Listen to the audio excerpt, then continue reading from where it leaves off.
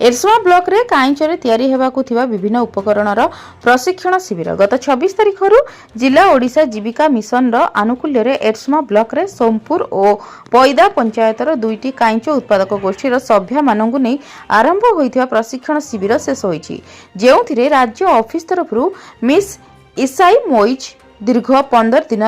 काल उपस्थित रही सभ्या मानंकु प्रशिक्षण देइथिले। इतिमध्ये विभिन्न प्रकार नुआ नुआ उपकरण माने मध्य सभ्या मानंक द्वारा तैयारी कराइथिले।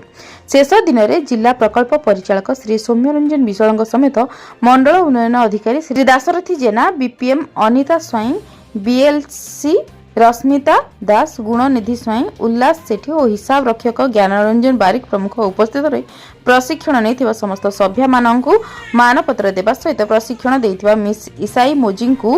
विशेष भाव संबर्धित करा जगतसिंहपुर संतोष मल्लଙ୍କ रिपोर्ट, जन अधिकार लाइव।